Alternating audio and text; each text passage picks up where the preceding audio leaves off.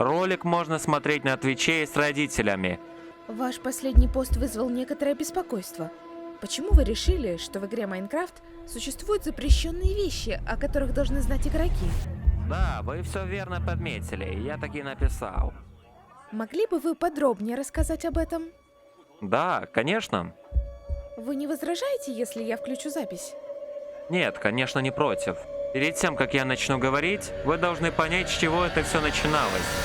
В 2020 году были первые скрины известного Дженни мода, после чего пошла первая популярность, и мод на ютубе мог собирать рекордные цифры, обходя популярные видео и расследования. Даже стримеры, такие как Пятерка, реагировали на этот мод, а также реакции на мод одного из самых популярных стримеров мира, который сыграл с ним на стриме. Это был тот еще нонсенс. В детской игре появился такой сомнительный мод. Десятки роликов и огромная популярность. Такие видео до сих пор пользуются популярностью, только вот создателям игры это крайне не нравится. И Mojang стараются блокировать такие моды. Адекватно ли все это, я не уверен. Но почему-то компании и игроки закрывают глаза на другие действия в игре Minecraft. Вот, например, человек пиарит телеграм-канал с автом и стиллером и прочими переходниками на казино, выдавая свой телеграм-канал за официальный. Зайдя, можно увидеть целые посты. Тут вам и краденые данные, и переход в бота. А самое главное, это, конечно же, ссылка на стиллер, которая якобы выдаст вам донат. Я заметил только на некоторых серверах ботов, которые спамили подобными каналами. Но все это лишь пыль по сравнению с самой жестью. Взломы популярных проектов и слив информации. Смотрите дальше и будьте в курсе. Я достаточно вас заинтересовал. Ролик будет разделен на эпизоды. В каждом из них будет рассказано о том или ином.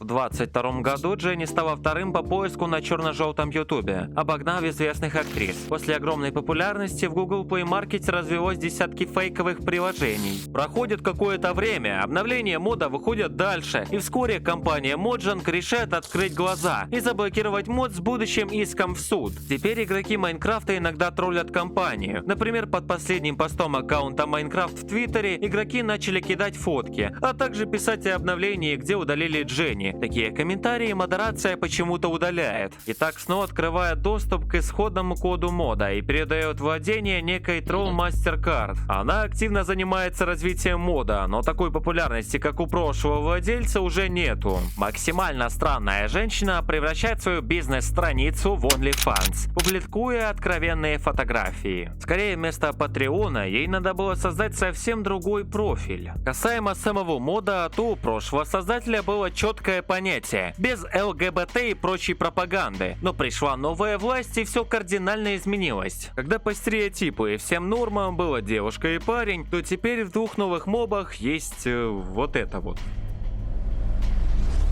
Заблокируют ли мод теперь? Сложный вопрос, ведь, как мы знаем, компания Mojang активно поддерживает сообщество ЛГБТ. Если через несколько месяцев мод будет работать, то тут два варианта. Первый. Мод не заблокирует, и у компании очень огромные проблемы с мониторингом всех подобных модов. Второго варианта не будет, ведь в любом случае компания должна забанить и заблокировать этот мод. Но постойте, оба из этих вариантов, возможно, неправы. Ранее я говорил о популярности Дженни мода. Так вот, мод вырвался в топ лидеров черно-желтого ютуба. Тем самым он дал еще больший толчок Майнкрафту. Я думаю, не нужно объяснять, как это связано, но для людей, которые не поняли, скажу: любое упоминание игры пиарит ее, а тем более на таком-то сайте. Я уверен на 99%, что половина зрителей из ПХ пошла искать мод в интернете. На самом деле, странно наблюдать, как эротика распространяется в детской игре. Под некоторыми роликами Дженни в описании на сайтах есть ссылки, которые ведут на другие телеграм-каналы. Их цель следующая: вы, как обычный, не понимающий человек, заходите в телеграм-канал, где вам предлагают купить более эксклюзивные ролики с Дженни. Но у меня тут тоже два варианта: это или скам, или нет.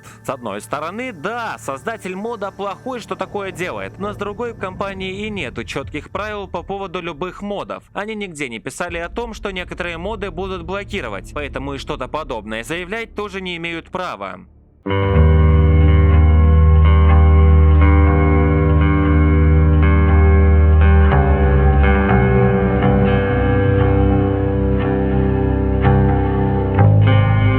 итогов было выяснено, что взрослый контент — это то, что интересует всех, и то, на чем можно делать хорошие деньги. Например, на ютубе такой контент был еще до появы Дженни. Я сейчас говорю про Майнкрафт. Для примера, Евген Бро активно снимал такие видео, на чем и поднял свой канал. И таких, как Евген, очень много, но они хотя бы в суды не подают. Все подобные ролики пользуются огромной популярностью. В свое время даже Феромер снимал подобные видео, а затем продал канал в лучшую группу по покупке аккаунтов на ютубе. Если у вас есть ненужный канал и вы хотите заработать, продайте его в группу по покупке каналов на ютубе. Вам предложат уникальные цены на рынке, а также дополнительный анализ. Десятки тысяч отзывов, а самое главное, довольные клиенты, которые продавали каналы на суммы более чем 1 миллион рублей. Заходи, продавай и кайфуй. Ссылка в описании. Это тот случай, если ты хочешь много просмотров, то снимай вот это вот дерьмо. Сними ролик с Женей Модом или сюжетную историю о сводном брате в Майнкрафте. Так. Ну давай, становись спинка, сейчас я тебя помою. Давай. Сейчас. Давай. Вот, давай. Вот так. Ты чё делаешь? Эй! Ай, больно! Ты чё делаешь? Ты чё делаешь? Ты что?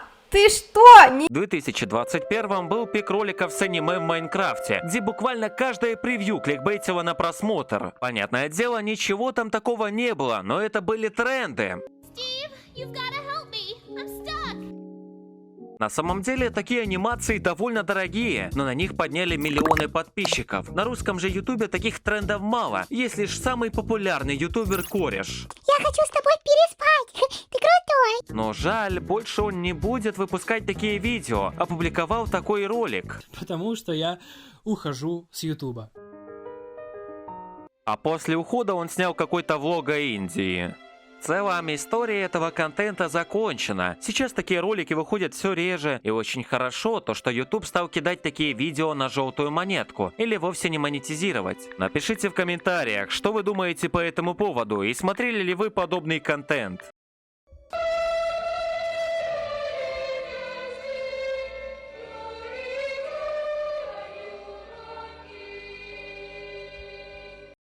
Третьего мая 2022 года сервер Hypixel подвергся взлому со стороны игрока The Talking Bear. Вскоре сервер восстановили. Годом ранее сервер Hypixel не работал несколько дней из-за огромного додоса. Еще несколько лет назад сервер был взломан и половина хаба была залита лавой. Перемотаем немного выше. 2020 год. Слив базы данных аккаунтов VimeWorld. Теперь ниже. Взлом сервера Crystalix и ломание спавна. 2021 год. Самый огромный год по сливам баз данных в интернет, а 2018 по крашам серверов. Но как же это все происходило? Разберем основные теории, которые есть в ютубе и в интернете.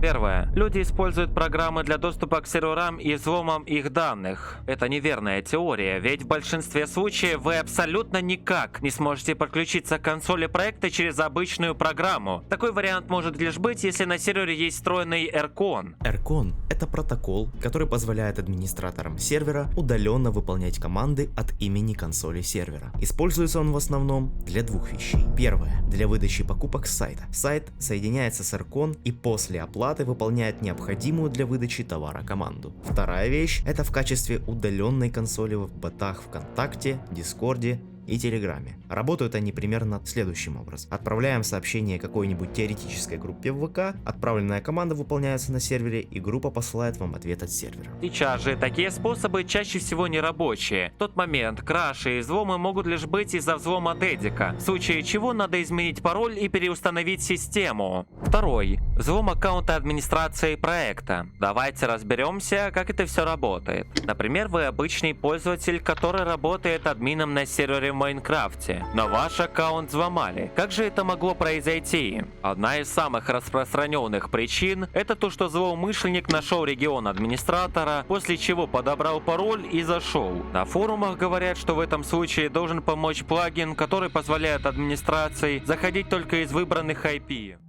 Третий – малораспространенный случай. Чаще всего это плагин со встроенным хаком или уязвимостью. Есть даже официальные плагины, у которых есть уязвимости. Фиксить их придется уже вручную. Не советую скачивать сборки и плагины с непроверенных источников. А если у вас есть плагин, который имеет бэкдор, посылающий определенные данные, то снифер покажет, куда и когда он отправлял данные. Вам остается только выявить, какой именно плагин это делает. Перейдем же к тому, как это все происходило. На вашем месте я бы прямо сейчас скинул этот ролик другу. Здесь максимально полезная информация, а словами ее трудно передать. Итак, взлом сервера Hypixel. Это невероятно долгая работа и поиск дыр месяцами. Чтобы взломать такой сервер, пришлось убить несколько сотен часов. Я лично не владею информацией, как это случилось. А вот слив базы данных Вайма скорее произошел из-за взлома одного из администраций проекта, а затем выкачивания всего этого. Спам-ссылка и некий взлом Кристалликса произошел из-за непонятно чего, но скорее всего это было связано со второй причиной. Из-за этого взлома хакеры могли выдавать персонализацию и много коинов на счет игрока без лимита. Понятное дело, делали они это не за бесплатно, а за полцены, как и донат. Даже пост в дискорде Кристалликса был об этом. Я как игрок этого сервера прошу Кристалликс обратить на это внимание. А сам взлом произошел или из-за крысы в рядах администрации, или из-за доступа к аккаунту администрации. Я не распространяю данный телеграм-канал, но следующая их цель, судя по всему, VimeWorld.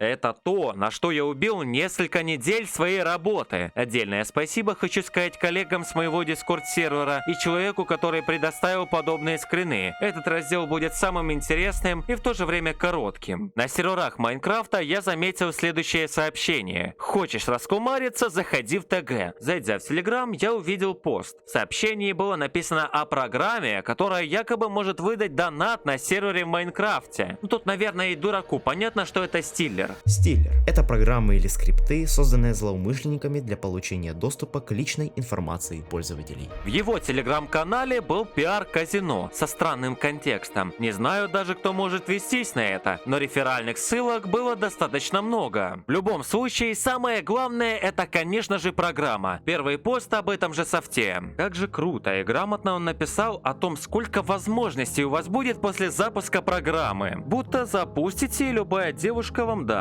А после запуска эксешника ваши данные уйдут в руки хакера, но зато девушка даст. Как-никак есть плюсы. Данные после этого будут переданы куратору или слитые в базы. Не поверите, но есть даже отдельная группа, где обучают этому. Не знаю, какой дурак на это ведется, но соглашусь, выглядит полным бредом. Посты тут дефолтные, про получение доната и выигрыша много денег. Люди переходят, кликают, а владелец зарабатывает или ворует данные. Я бы не советовал вам скачивать файлы, которые вы впервые видите. А даже если скачиваете, закиньте на сайт VirusTotal, который покажет, есть ли там вирусы. В последнее время вообще возобновились спамы на серверах. Раньше это было популярно, теперь же рассылка проходит довольно-таки часто. Несколько месяцев назад даже на TeslaCraft была такая ситуация, но там пиарили какой-то чит. В этот раздел я думал добавить магазины по покупке лицензий, которые скамлят и обманывают аудиторию. Некоторые из этих магазинов рекламировали популярные люди, но все это лишь слухи, и я не нашел никакого подтверждения.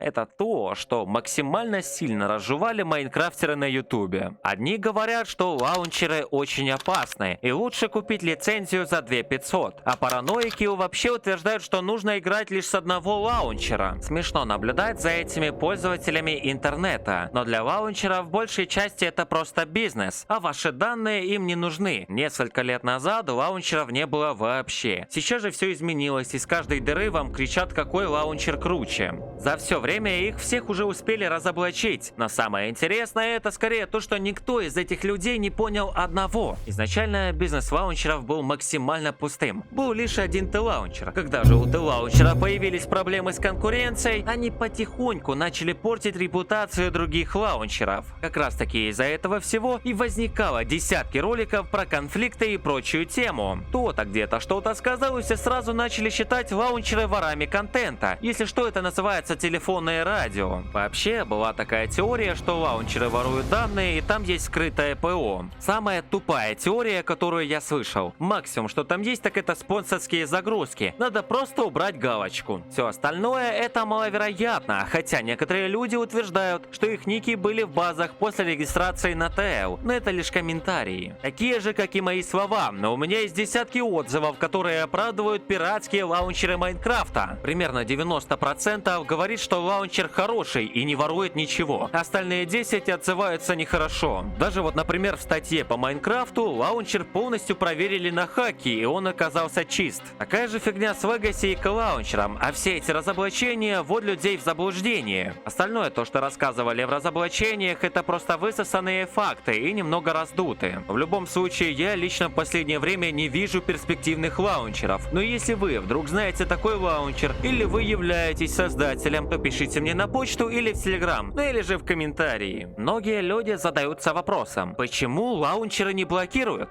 Все просто. Благодаря этому Майнкрафт и стает популярней. Как только лаунчеры забанят, будет волна хейта, и такой популярности у Майнкрафта уже не будет. Вернее, она будет, но уже не такой, да и все пиратские сервера закроются. Как говорил один из зарубежных ютуберов, весь пиар Майнкрафта держится на его копиях. Многие вопросы вызывают у меня сомнения. Вы точно говорили правду? Разумеется, говорил правду, ну а как иначе?